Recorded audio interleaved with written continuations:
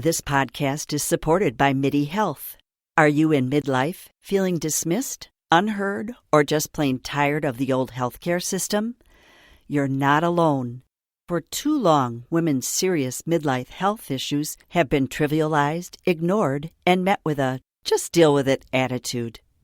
Many of us have been made to feel ashamed or forgotten. In fact, even today, 75% of women seeking care for menopause and perimenopause issues are left entirely untreated. But here's the powerful truth. It's time for a change. It's time for MIDI. MIDI is not just a healthcare provider. It's a women's telehealth clinic, founded and supported by world-class leaders in women's health. What sets MIDI apart?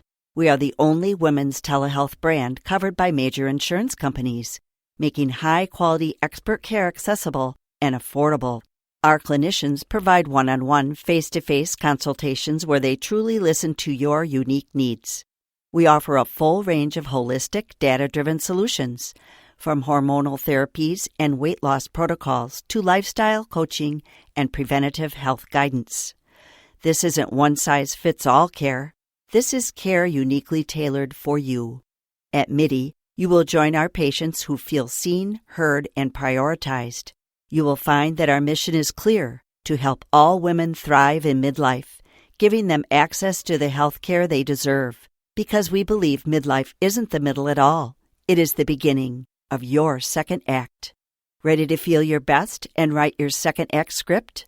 Visit joinmidi.com today to book your personalized insurance-covered virtual visit. That's joinmidi.com. MIDI, the care women deserve. A Mochi moment from Sadie, who writes, I'm not crying, you're crying. This is what I said during my first appointment with my physician at Mochi, because I didn't have to convince him I needed a GLP-1. He understood, and I felt supported, not judged. I came for the weight loss and stayed for the empathy. Thanks, Sadie. I'm Myra Ahmed, founder of Mochi Health. To find your Mochi moment, visit joinmochi.com. Sadie is a Mochi member compensated for her story. Hello, Fall Line listeners. Laura here, and you've got something a little different in your feed today. One of my very best friends, Kristen Seavey, creates and hosts the podcast Murder, She Told. She's a credentialed victims advocate and one of the best cold case researchers working in this field. In this episode, she's covering the case of Emil Martens, a Danish immigrant who was murdered in a one-room cabin in the Maine woods in 1963. The case went cold. The Maine State Police eventually told his family that the files had been lost and his name does not appear on any unsolved case list in the state. Kristen tracked down records that had never been publicly released and worked directly with Emil's surviving family to tell this story. So please, give this episode your attention and your time. Emil's family needs support and media coverage now more than ever. In April of 1963, a violent discovery was made inside a tiny one-room cabin in the woods off Route 2A in Aroostook County in Maine. 68-year-old Emil Martens was found brutally beaten to death, setting off a brief and fragmented investigation that produced a swirl of suspects, rumors, and unanswered questions. I'm Kristen Seavey, and this is the life and death of Emil Martens on Murder, She Told.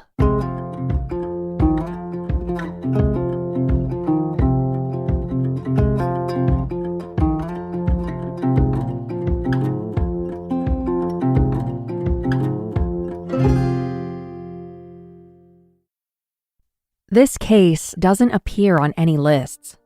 If you go to the Maine State Police website and looked at their unsolved homicides, you'll find cases that date back all the way to 1954. But this isn't one of them.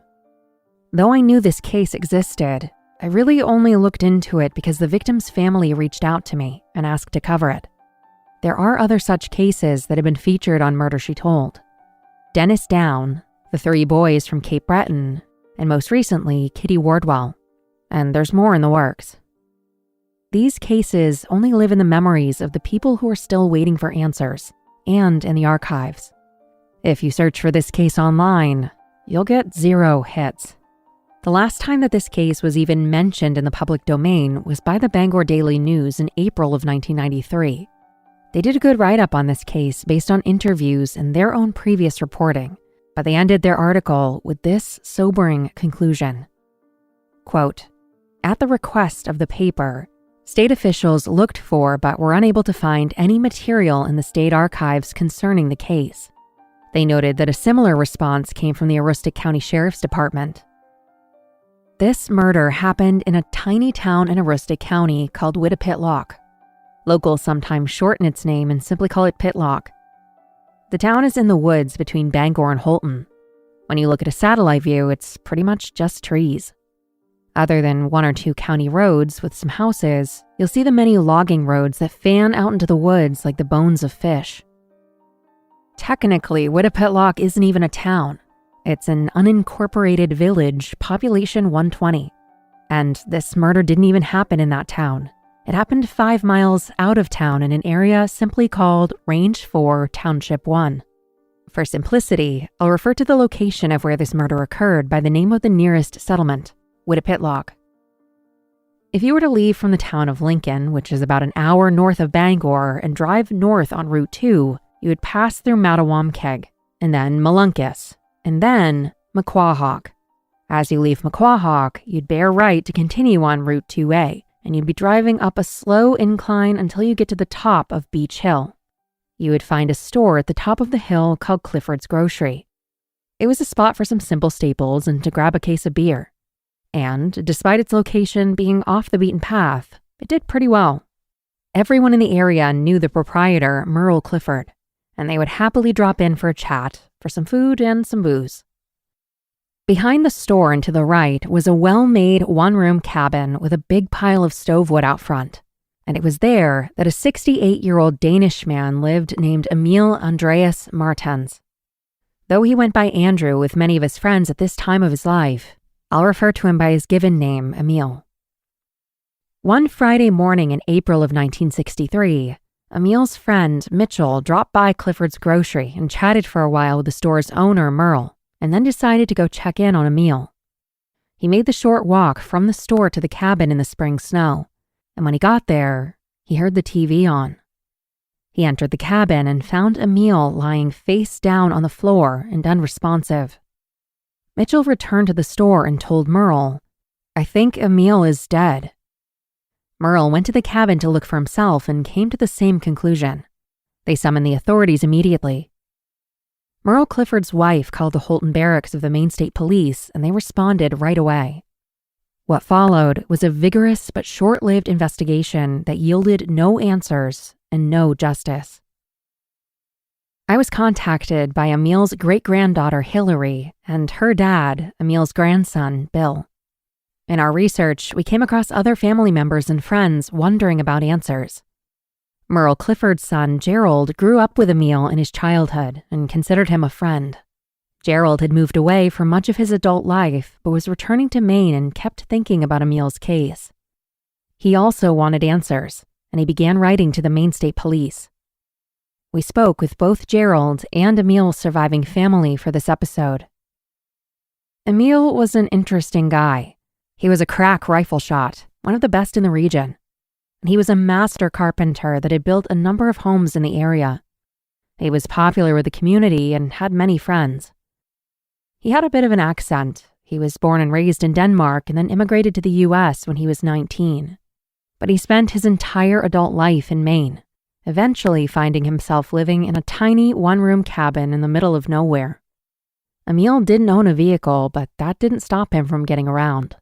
He would get rides from employers and friends. He would hitchhike, and if nothing else, he was always glad to walk. Emil, though, had a checkered past, both as a child and as an adult, and it seems like he was always running from something. But whether that had any bearing on his death is a question to which we have no answer. When Emil was 9 in his home country of Denmark, he lost his mother, Marie Martens. He was born in the city of Vejle, which is today the 9th largest city in Denmark, with a population of 60,000 people. But I have no idea how many people lived there back in 1894 when Emil was born. He had at least 2 brothers, but some information suggests he was one of 9 children. One of those brothers, Carl, immigrated to the U.S. in 1908 when Emil was 14. And it was around this same time that Emil's father turned to the city for help. He could not control his son. A modern descendant of Emil's family, Jørgen Jørgensen, went to the archives in Denmark and learned a lot about Emil's early life. Much of this early reporting is based on his work. He wrote up his findings in a nice summary, which found its way to us through Emil's descendants in the U.S.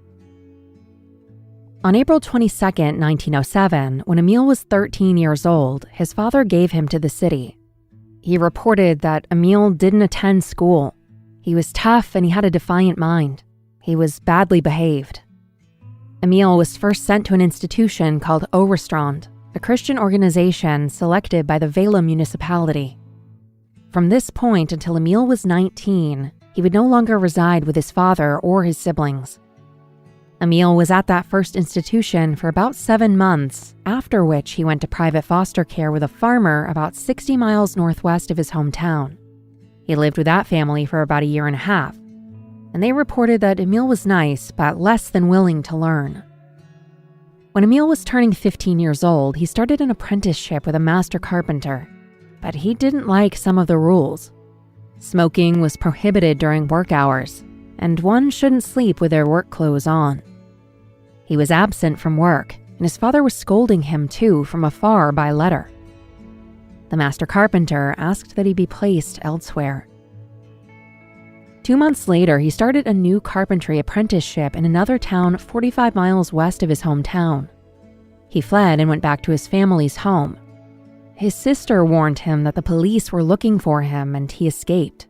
A policeman later recognized Emil and confronted him, at which point Emil took from his pocket a folding knife which he opened. The policeman eventually convinced him to close it up and hand it over, which he did. But Emil was arrested and taken to jail. Emil raged in his cell all night, eventually tearing a wood shelf off the wall and brandishing it as a weapon.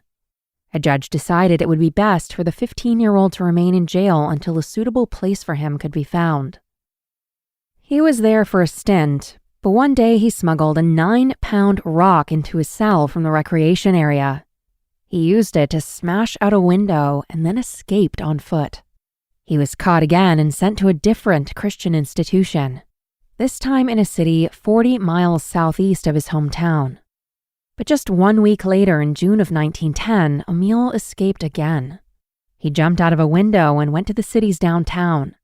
An officer recognized him and he was arrested and eventually returned to the institution, where he was locked into an isolation cell for a few days.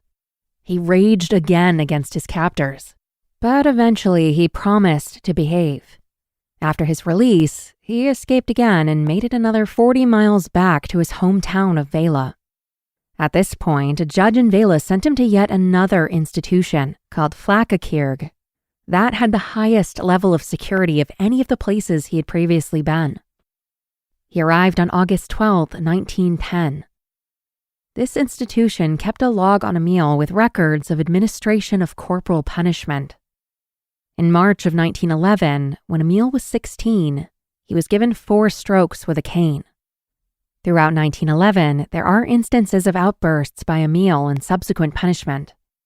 At one point, he was said to have, quote, exhibited a sassy attitude, which exceeded the patience of administrators. He began yet another carpentry apprenticeship with a man named Niels Hansen. When he was 17, there was an incident where he was sent home by Niels, but his relationship with him seemed to improve over time.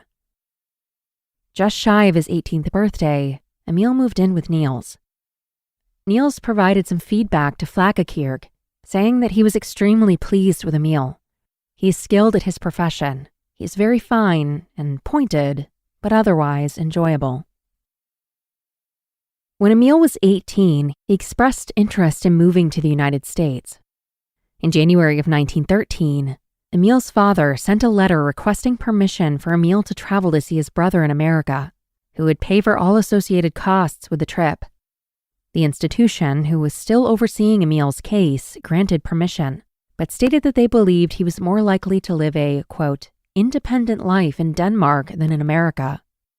Emil insisted on the trip, and in May of 1913, a staff member brought Emil to Copenhagen to deliver him to the ship Oscar II, which was crossing the Atlantic Ocean. And in June of 1913, Emil's file in Denmark was closed.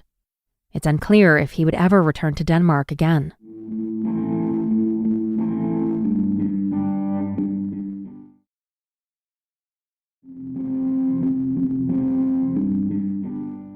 Emil Andreas Martens was now a Danish-American immigrant with a fresh start in the United States. Shortly after Emil's arrival in New York, war broke out in Europe. World War I began in 1914, but the U.S. wouldn't enter the war until April of 1917. At first, there was an ambition that the U.S. fighting force be comprised entirely of volunteers, but that soon proved untenable, and a draft was implemented. It appears that Emil entered the military in June of 1917 and was sent to Indianapolis, Indiana.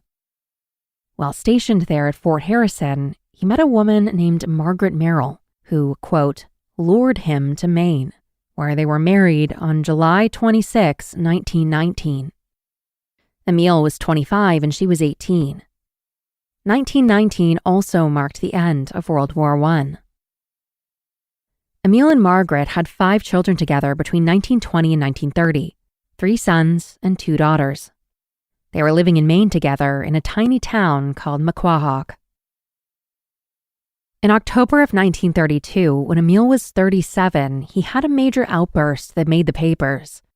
2 brothers came to his house about a business matter, and Emil grabbed a shotgun from a corner behind the door. One of the brothers took it from him, and then Emil grabbed a rifle, which he also stashed behind the door, and shoved it into their faces, forcing them to retreat. Sergeant Frank Hall of the Maine State Police found the home empty when he arrived, and then he headed towards town where he found Emil, who shoved a rifle into his stomach. He extricated himself, quote, as gracefully as possible. Emil then returned home with his oldest son, who was 12 or 13 at the time. He wanted his wife back at home with his other children, so he threatened to shoot his oldest son if they didn't comply. They did, and Margaret returned with the other children. Sergeant Frank Hall, along with 4 other men armed with submachine guns and tear gas, staked out the home. They hovered in the woods all night, watching the house. Emil had barricaded himself in the house and, according to the Bangor Daily News, was, quote, prepared to protest with his rifle. Residents said that he was an excellent shot. Just before dawn, one of the men forced the front door at the same time another of the men forced the rear door, rushing to the bedroom. They were able to disarm Emil before he was able to shoot. They took him to jail. It was reported that Margaret and the other children were in a hysterical condition from fright and were taken to the home of the neighbors. This all transpired over a weekend, and on Monday morning, Emil was arraigned in court at the charge of assault with the intent to kill. He was offered $2,500 bail but couldn't make it, so he stayed in jail. For inflation, that would be about $60,000 in 2026. It's unclear what consequences Emil faced for this, but by 1934, he and Margaret would have another daughter, their final child, Joan, whose descendants we've been working with to tell Emil's story. In 1935, when Emil was 40, in the heart of the Great Depression, he appeared to be living in Augusta and working on a giant public works project in Eastport. U.S. President Franklin Delano Roosevelt had just approved $7 million to build a hydroelectric power plant that would utilize the massive tides, well known to Down East Mainers, to create electricity for the state. In October of 1935, Emil made the papers again for another alcohol-related charge. It was a simple intoxication charge. He had a curious sentence, though. He was given a 90-day sentence, but he wouldn't serve any of it on the condition that he stay out of the city of Augusta for a period of 2 years, the city where his family lived. He evidently observed the order, for he later asked if he could return to see his family at Christmas of that year. But he didn't leave after Christmas, as the court had ordered, and in April of 1936, when Emil was 41, he got into some serious trouble again. On a Thursday afternoon, Emil got home from work and demanded 20 cents from his wife, Margaret, for beer. He later went downtown to a store where his eldest son, who was 16, was working. He got 50 cents of his son's wages and bought gin. He returned home with booze and a buddy to drink with. Margaret tried to keep him from the gin by hiding the bottle, but he was growing increasingly menacing, throwing a wash basin at her that hit her in the back. At some point, he began threatening his family, separating some upstairs from others downstairs, and staying on the stairs between the two levels, brandishing a knife and giving orders. Police responded and arrested him, and he was taken to a holding cell at Augusta PD where he, quote, thrashed about his cell and issued defies to the authorities. He tore off his shirt and set it on fire. He bent a steam radiator so that it blocked the cell door from being open. Police finally pried it away with Emil's assistance. The next morning, he appeared in court. Emil said that he couldn't remember what happened. Apparently, a trial happened the very same day, for his wife reluctantly testified. As reported by the Bangor Daily News, she spoke in court saying, "When he isn't drinking, he's a good man and a good husband." But she continued, "When he starts drinking, he goes crazy." She said she dare not remain with her children in the house with him. 16-year-old Carl and 13-year-old Isa also testified, and all of their accounts from the previous night's incidents lined up. A representative from the Welfare Bureau testified as well and said, "We're willing to care for the family, but the department is thoroughly discouraged with trying to do anything with this man." Emil spoke in court too, complaining that the Welfare Bureau had erred by placing him in a neighborhood where he was continually being offered liquor. But he seemed to accept the reality of the situation, saying, "If my wife says I did it, I must have done it. I don't know. I was drunk." And adding, "I wish you'd deport me. I'd like to get as far away from my family as possible." The judge said he had no jurisdiction over that matter, but sentenced him on the others. He was given 6 months in jail, and the judge referred some charges to the county attorney for any further action that may be desired. 3 weeks into his sentence, he escaped from Kennebec County Jail. Within a week, he returned to jail, and there was a hearing and some additional charges against him. Augusta Police Chief John O'Connell testified that Emil escaped for the sole purpose of doing injury to his wife. Emil asked the judge to deport him again. This time, it was a different judge, and this judge seemed intrigued with the possibility.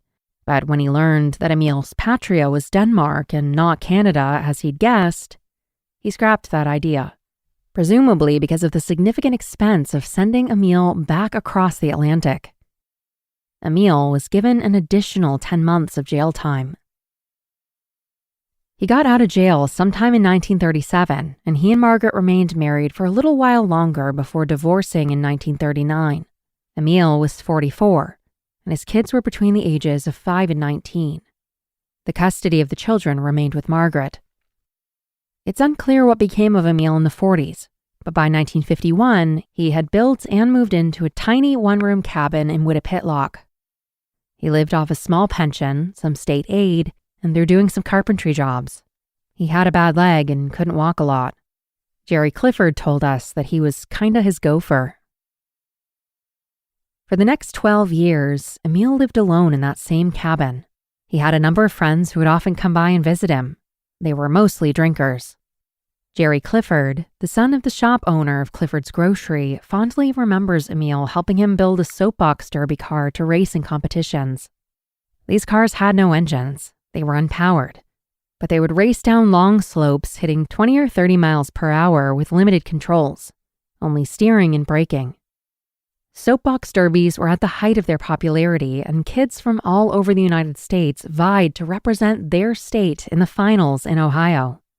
Their small, one-seat wooden cars with 4 wheels and 2 axles were brightly colored and aerodynamically shaped, making them great entertainment for friends and family who came out to cheer. Emil's background in carpentry made him a good adult friend for young Jerry. Other than this side project with his neighbor, Emil would continue to do carpentry work in the region, including renovating an old schoolhouse. He had his big old green toolbox, and people would pick him up and take him to jobs. He mostly worked with hand tools. Emil never remarried and continued to live alone. It was during this quiet period, at age 68, that his life would abruptly end. I made a public records request to the Maine State Police and got 71 pages of old documents. Our understanding of the case is shaped by those documents, newspaper accounts, and our discussions with Emil's family. We've worked hard behind the scenes to gather records from as many places as possible. I contacted the Aroostook County DA's office and they had nothing on the case. They said that their records didn't even go back that far. I contacted the Aroostook County Sheriff's Department and they also had nothing. And I do have one request that's still open, after a year of waiting at the Attorney General's office for their records. Upon recommendation, the family also wrote a letter to the Office of the Chief Medical Examiner as Emil's next of kin, and they responded that they have no record of the case. I've since learned that Emil's autopsy wasn't done there, so that makes sense. When I contacted the Maine State Police initially, providing them with all of the relevant details except a case number, they said they couldn't find anything on the case. But then after speaking with the current detective, I got a case number and renewed the request. At that point, Maine State Police gave us what we believe are the majority of the records on this case.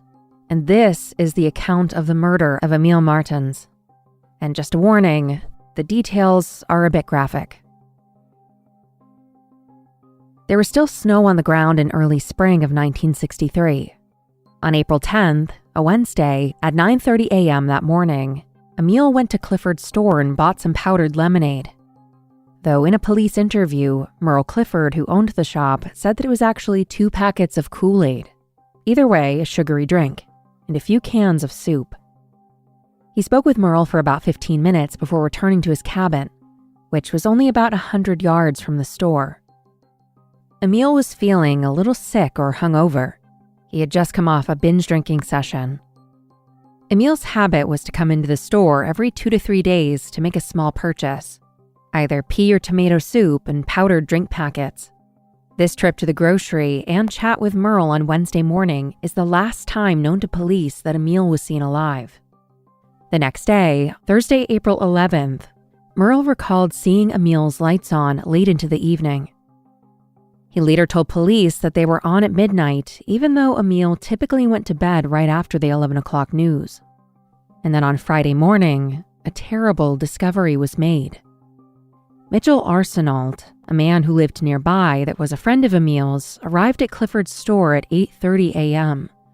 Mitchell, who was 80, chatted with Merle for about an hour and a half before moseying on back to Emil's cabin around 10 a.m. He was gone for about 20 minutes, and when he returned, he told Merle that he thought Emil was dead. Merle then went to the cabin to confirm what he'd been told, and they both agreed. Emil was gone. When Merle returned to the store, he had his wife call the Holton Barracks of the Maine State Police. The description of the body suggested foul play immediately, and all of the top brass turned up right away to begin investigating. There were 2 different barracks from the Maine State Police involved, both Holton and Augusta. The Aroostook County Sheriff's Department responded too, but the state police would end up leading the investigation.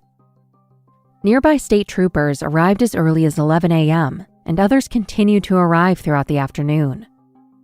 The first 2 responders to enter the cabin were Trooper Ronald McFalls and Sergeant James Brown.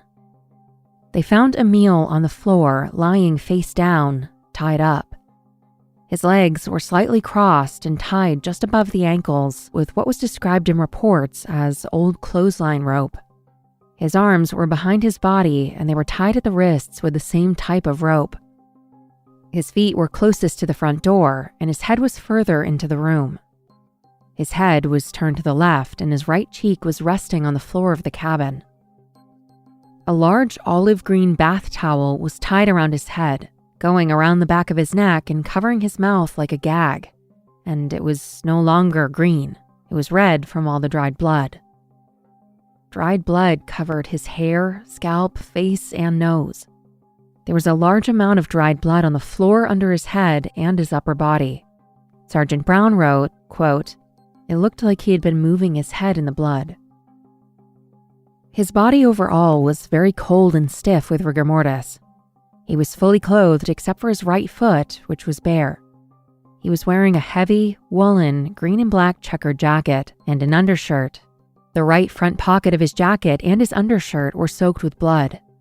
He was wearing heavy green woolen pants with a black belt. The front of the pants in the area of the thighs had a white substance like plaster dust in the weave. On his left foot, he was wearing a white woolen slipper and an overshoe, or a galosh on top of it. The bottom metal clasp on his left overshoe was open. Emil had some obvious injuries. First were the injuries to his scalp, which seemed to be the source of much of the blood. Scalp injuries bleed profusely. There was so much blood on his face that it was difficult to tell what underlying injuries he'd sustained.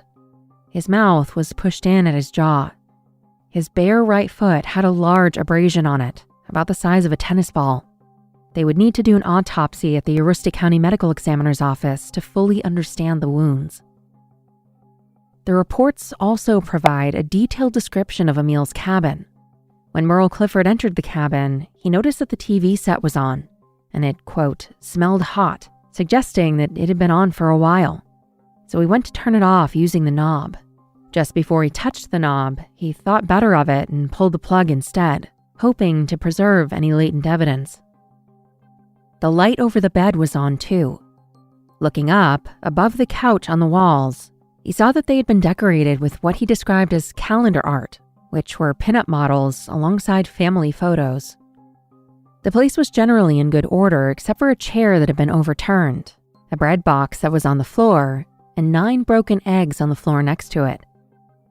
There was a refrigerator with a spot of blood on the door. There were various pieces of furniture and appliances, including a washing machine, a wood stove, a table and chairs, and 2 TV sets. Split stove wood was piled against the left wall. On the table lay the packets of lemonade Emil had purchased the day before. The fact that the powdered drink packages were unused suggested to detectives that Emil had been killed on Wednesday night, the evening of the day that he had bought them. There was another olive green bath towel in the room, laying against the east wall, similar to the one that was used as a gag, suggesting that the gag on his face may have been improvised in the moment. On the floor close to his body, under the kitchen sink, lay his missing overshoe. That one would go on the bare right foot. The woolen slipper was inside the right overshoe. On the inside of the right overshoe was a substance that appeared to be egg white. Emil was not wearing his glasses. The left glass was in it broken, and the glasses lay on the floor next to the wood stove. Returning to Emil's body, they searched it for clues. There were long hairs in the knots in the rope that tied Emil's hands. It's unclear to me if Emil had long hair himself at this time, or if these hairs were thought to potentially belong to someone else. They realized that Emil's watch had stopped. In the right front of Emil's green and black checkered jacket was a splinter of wood that was taken for evidence. It appeared to have come from a piece of stove wood. A murder weapon was not located, but it was already appearing to some of the detectives that it could have been a piece of stove wood from the stack inside the cabin, an improvised weapon.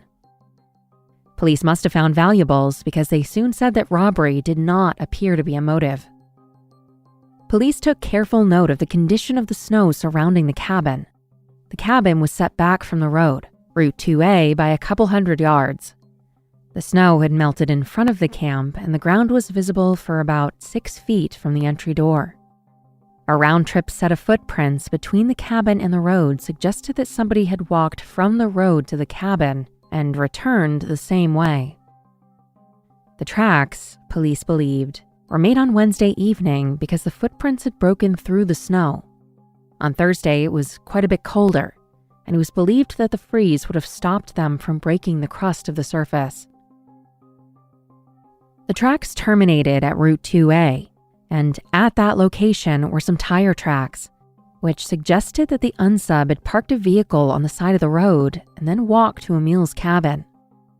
The location of the tracks was described as 300 feet south of the store.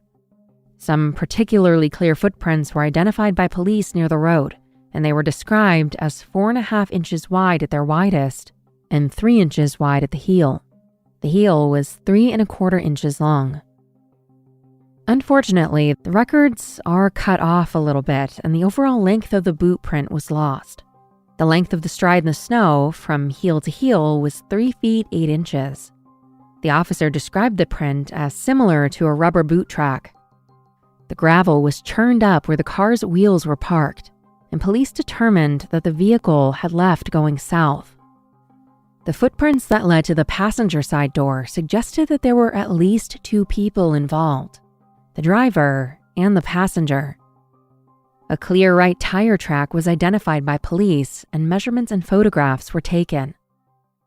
And that is the summation of the evidence observed and collected at the crime scene.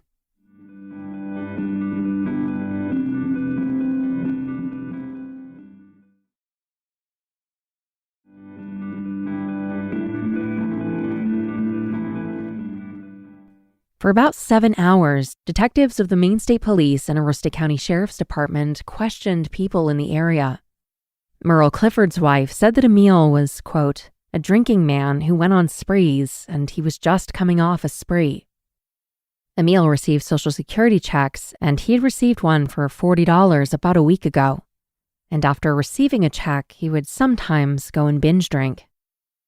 Detectives asked everyone about the mystery car parked on the side of the road, likely Wednesday night, trying to get a clue as to what it looked like or who it might belong to. By 7:30 p.m., Emil's body had been transported to the town of Danforth at Dunn's funeral home, and the autopsy began. The medical examiner's work took 3 hours. As this was transpiring, other Maine State Police officers secured Emil's cabin by locking the windows and nailing them shut, and then padlocking the front door. The autopsy determined that Emil's skull had been fractured. He'd been hit on the top of the head 4 or 5 times with a sharp-edged instrument, which left lacerations 2 to 5 inches in length. The ME thought that a sharp edge of split stove wood or the sharp edge of a squared chair leg could have made the wounds. Emil's nose was broken into many pieces. His left arm was broken too. The lividity in his body suggested that he died while laying face down with his right cheek to the floor. His stomach had no food content. There was a large hematoma or blood clot found inside the skull, which was likely his cause of death. Severe internal bleeding within the skull puts a lot of pressure on the brain. In addition to the head wounds, the fact that there was blood in the whites of his eyes, a covered mouth, and a broken nose led the medical examiner to conclude that asphyxiation may have played a role too.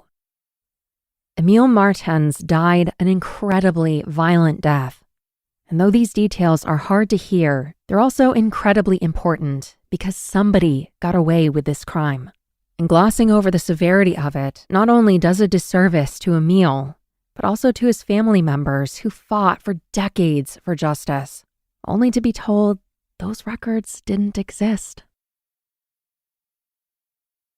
The day after Emil's body was discovered, newspapers around the state all started reporting on it, from the Bangor Daily News all the way down to the Brunswick Times-Record and beyond. There was almost daily coverage on the case through the end of April, after which it falls off dramatically.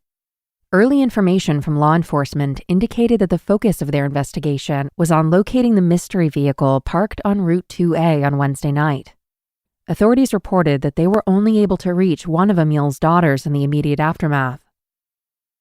According to police records, all of the key law enforcement personnel convened on Saturday morning at 9 a.m. to review the details of the case and the direction the investigation was to proceed.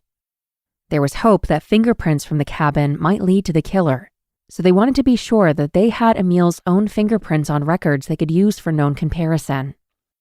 One crime scene investigator went to the funeral home in Danforth to obtain fingerprints from his body. The rest of the cops continued to canvass the area and establish more information about Emil's network of friends and acquaintances. And, if known, enemies. They soon had their hands full looking into criminal backgrounds and reputations of these people, all known to Emil. Captain Edward Marks told the Bangor Daily News, Emil associated with many undesirables, any one of whom could be considered good suspect material. Police soon learned that a party in the area had taken place on Wednesday and Thursday nights, and they began to wonder if Emil had gotten into a confrontation there. Some investigators thought that the incident happened elsewhere, and then he was transported back to his cabin where he eventually died. But the fact that the television was on and Emil's face had been wrapped with a towel matching one from his own cabin suggested that the crime had happened while Emil was already home. A story that came up during police questioning was about a stolen case of beer. Emil had complained many times about a man who he knew well who had stolen a case of beer from some camp, and Emil was fixated on it. He had turned him in for the theft and made threats against him. But what the police were really after was eyewitness statements who may have seen the mystery automobile. A woman who was interviewed by Maine State Police Trooper Ronald McFalls said that he noticed a 1954 Chevrolet sedan that was blue with a white top parked on the side of Route 2A on Wednesday evening around 6:30 p.m. Another person interviewed by police, who was taking their dog to the vet, passed Emil's cabin and then returned the same way an hour later. They, too, described the vehicle as a 1954 two-tone Chevrolet. The Maine State Police found a two-tone, four-door 1952 Chevy parked at a residence near where Emil lived. They impounded one of the tires, and its tread evidently matched the tire impressions they had measured and photographed on the side of the road. The owner of the vehicle said that they had acquired the vehicle in January of '63, a few months prior, and they'd traded for it. The man who owned it, whose name has been redacted in police records, said that he gave his black '52 Chevy for it. He claimed that he had never been to Emil's cabin and didn't know Emil at all. He said that he knew that no one had his car on Wednesday when Emil was killed.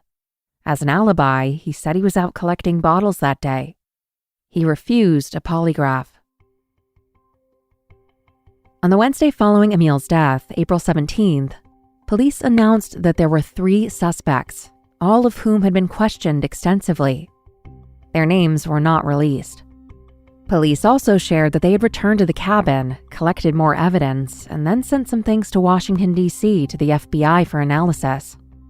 It was later learned that these 2 men were questioned by police in Aroostook County, and then again by police in Augusta.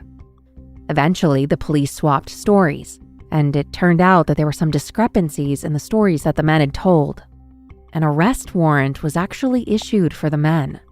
They were arrested in Connecticut by Connecticut authorities. Then, in a strange twist, the Maine State Police declined to go get them because they, quote, did not have money to go to Connecticut. Aroostook County Attorney John Rogers arranged for the county to foot the bill, but on the day the trip was scheduled, he learned that the state police had called it off. That said, at least one of the 2 men was questioned by Connecticut State Police. He told them that he had left Melunkus, a town close to Whittapitlock, on foot, hitchhiking to Connecticut around the time of Emil's murder. He said he left at 7 a.m. on Wednesday, the day when Emil was believed to have been killed, and arrived in Berlin, Connecticut at 8:30 the next morning, Thursday, April 11th. He said he'd gotten a ride on a fish truck from Bangor to Berlin. Connecticut State Police were able to corroborate his account with someone else. The man claimed to have last seen Emil in the fall of 1962, about 6 months prior to his death.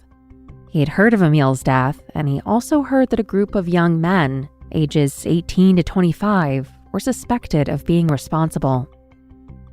On April 26, the police released a name, the only name they would ever give to the press: Edmund Cody, 60 years old, of Presque Isle. He had served 30 years of a life sentence for murder in Maine and was just released from prison in February. They said that he was wanted for questioning in connection with Emil's murder, and that he was extremely dangerous. According to police, he boasted that he would never be taken alive. He was eventually caught in San Diego, California after running a red light, and he was immediately connected to a robbery of a bank in Las Vegas. Nothing further in the newspapers or police records provide more information about this suspect. At this same point, the police said that they believed robbery could have been the motive, but it wouldn't have been for more than $10 or $12, worth about $100 today. On July 18th, police pulled up to the home of a man named Charles who was from Whittapitlock but was now living in Portland. They wanted to question him about Emil's murder. As they rang the doorbell, Charles was pulling up in his vehicle. When he saw the cops, he sped away, but police hurried after him. He was 41 years old at the time, and there was a 32-year-old woman in the car with him. During the chase, the car collided with a truck in the heart of Portland. He got a flat tire, but continued on. The papers described it as a bullet-spattered chase through the city streets. Eventually, 2 tires were deflated, likely shot out by the police, and the car came to a stop at an intersection. Police arrested him on several charges, and he was taken to jail. Police questioned him, and evidently they were satisfied. The head of the Criminal Investigation Bureau of the Maine State Police in Augusta said that he was cooperative. His involvement with Emil's case is still unclear. As summer of 1963 was coming to a close, it seemed that police still had leads, but nothing concrete. They told the press that there were many suspects in the case and that some people were under close surveillance. 1964 would bring with it some strange coincidences. An Indigenous man named Moses Salk, who was 67, was walking on Route 2A heading towards Clifford's store. He was walking with Mitchell Arsenal, the 80-year-old man who was the first to discover Emil's body in his cabin. Moses and Mitchell were picked up by a driver who drove them to Clifford's store. During the ride, Moses reportedly slumped over in the vehicle and became unresponsive. Once they got to the store, they called the police, who responded and found him dead in the vehicle. On April 1st, 1964, about a year after Emil's death, Merle Clifford was once again calling police about a strange death. And just 2 weeks after Moses' death, Mitchell died at 81 years old. He was, according to the Bangor Daily News, found dead in his home. There are no more details about the circumstances of his death, but it was unattended, which typically triggers a look by the police and the medical examiner's office. In 1965, the Bangor Daily News published a 2-year retrospective on the case. They opined that, quote, investigators come and go. Some officers who started work on the crime are no longer in the area. Transfers and resignations have all played some part, perhaps, in the delay at reaching a conclusion to the mysterious death of Emil. 6 years after Emil's death, a strange new witness came forward. He was a truck driver for Merrill Transportation, a company out of Bangor, and he claimed to have driven by Emil's cabin on Route 2A the day of his presumed murder. To corroborate his account, he presented his truck disc to investigators. It was an early but reliable tracking method to show speed traveled, distance traveled, and other details about the driver's route. It showed that he left Holton at 1:15 p.m. traveling south on Route 2. At 2:15 p.m., he was traveling up Beach Hill, the hill upon which Clifford's Grocery sat. Just shortly after passing the store, he saw a black Chevrolet parked on the side of Route 2A and saw 3 men in the back seat of the vehicle, fighting or wrestling. He said the 2 on the outside were struggling with and beating the 3rd man, who was seated in the middle. In addition to the 3 men in the back, there was another sitting behind the steering wheel. He said he started to stop his truck, but then he changed his mind and continued on. He said that he recognized the black Chevy, which he believed was a 1950 to 1952 four-door. He'd seen it parked in the yard of a house on the left side of the road, and he said, further, that he had never seen the vehicle again after Emil's death. The location of the vehicle matched up with where the footprints in the snow had terminated. It seemed like a credible tip. The residence where he had seen the black Chevy parked was about 3 miles from the cabin, but its exact location and the names of the residents have both been redacted.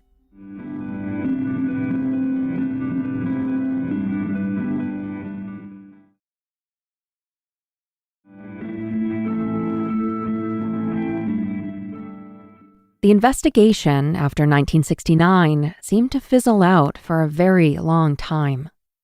10 years after Emil's death, the Kennebec Journal published an article about unsolved murders in Maine. Emil's name is not included in this article.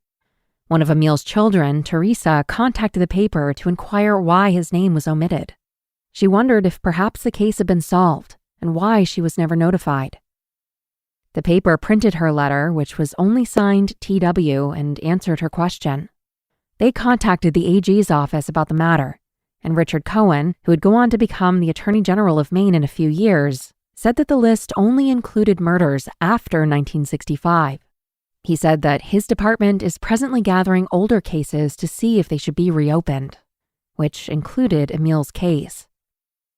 This was a fairly direct admission that nothing was being done on the case, nor had anything been done since at least 1969. They also admitted that the case was closed.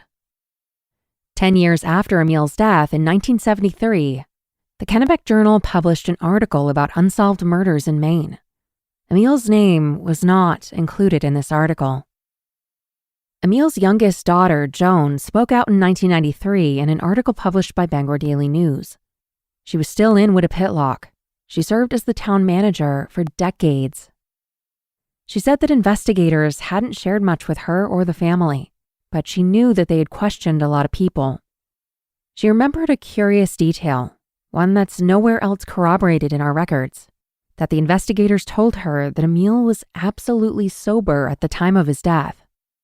The Aroostook County attorney, John Rogers, also spoke to the Bangor Daily News and said, "I think those fellas from Connecticut did it, and they got away with it." From 1993 to just the last few years, the case remained dormant. But thanks, we believe, in large part to Emil's family and his young friend and neighbor, Jerry Clifford, his case was reopened by the Maine State Police. Jerry was returning to the area after decades, and he always wondered what happened to his friend. He began posting about the case on a Facebook group dedicated to Whittapitlock news. He started talking to old friends and acquaintances who remembered Emil's name. He also spoke to us about the case. It's unclear in what year, but sometime in the last 3 to 4 years, Maine State Police took another close look at Emil's case, and I believe they now know who did it. We spoke with Detective Chad Lindsay, who worked on this modern investigation. He was willing to speak freely with us if he was given the opportunity, but the Maine State Police, likely directed by the AG's office, have decided to keep whatever new information he has from the public, despite the fact that this case is now considered inactive but open. So unless some miracle evidence shows up on their desk, Emil's case may never be solved. Emil's family, his grandchildren and great-grandchildren, still want to know what happened to him. We drove out to Mattawamkeag with ambitions of speaking to a man who we've heard from credible sources has a story to tell. He's 75 years old, so he would have been a teenager when Emil was killed. We knocked on many doors, including the one where we believe he lives, but were unsuccessful at the time of this recording at reaching him. I left my phone number and email on his door. I still hope to reach him and may provide an update to this story in the future. During that same drive, we went to the site where Emil's cabin formerly stood, on the pinnacle of Beach Hill. Clifford's grocery store is still standing, though it's now used as a residence. The current owners were very kind to us, walking through the deep snow to where we believe Emil's cabin once was. All that remains there now is an outhouse. You can see a photo of it on the blog at murdershetold.com.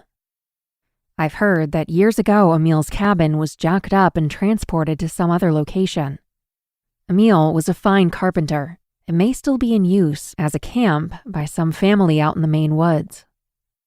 Though Emil had his faults, he was still loved by his family, and he has friends, young Jerry, who still talks about him today, 131 years after he was born.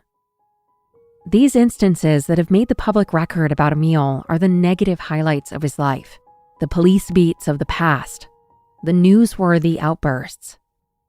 What we don't have are all of those moments in between. His wife is gone.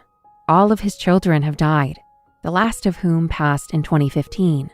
His grandson Bill was very young and really didn't get to know his granddad. We don't have those first-hand accounts to provide a more thorough portrait of Emil Martens. Emil was a complicated person, but that doesn't mean that his story is unworthy of being told. In an old photo that we have of Emil as a young man, he sits on a log, axe held in one hand, its head resting against his right leg. He's wearing a warm outfit, a sweater and woolen pants, and behind him is a landscape that looks like it could have been plucked out of any lake in Maine, or even an L.L. Bean catalog. A cigarette dangles from his mouth, and a newsboy cap sits on his head. He looks fit, capable, determined, and brave. And then I remember his journey across the Atlantic at just 18 years old. He left his home in Denmark to begin a new life in a new world where everyone spoke a new tongue. He sought a new start in a harsh environment, and he persevered. He was drafted into the military. In his later years, Emil led a quiet life, living in a cabin in the woods of Maine. But violence found him. And despite a flurry of police activity in those initial years, the case was buried in the archives, nary a public mention by a Maine media company or police agency in decades. It is for cases like this that I started this podcast, to remember these murder victims, to support their friends and family, and to bring these kinds of stories to a modern audience. Jerry Clifford told us that he often visits Woodapitlock Cemetery in the spring and puts flowers on Emil's gravestone. But as those flowers wilt and the moss and lichens cover his name, I think of the dark shadow cast by a lifetime of hard living. I think of him raging against his captors, raging perhaps against himself. I think of his final moments and wonder, did he know his killers? And if he did he know then why he was being killed? But whatever the reason, murder is, by definition, without justification. And Emil was murdered. And an imperfect victim is a victim yet. There was no lucky break in this case, no deathbed confession. The story has no happy ending. The story ends with a sobering truth. Emil's killers have escaped justice.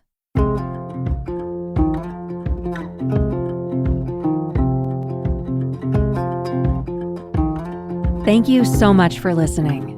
All sources and photos for this episode can be found at murdershetold.com. Thank you so much to Hillary, Bill, and Jerry for sharing their memories, to Detective Chad Lindsay, and to the townsfolk of Mattawamkeag for their assistance.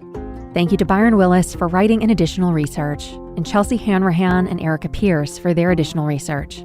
And if you have a case suggestion, you can always email me at hello@murdershetold.com. Marketing is hard. But I'll tell you a little secret. It doesn't have to be. Let me point something out. You're listening to a podcast right now, and it's great. You love the host. You seek it out and download it. You listen to it while driving, working out, cooking, even going to the bathroom. Podcasts are a pretty close companion. And this is a podcast ad. Did I get your attention?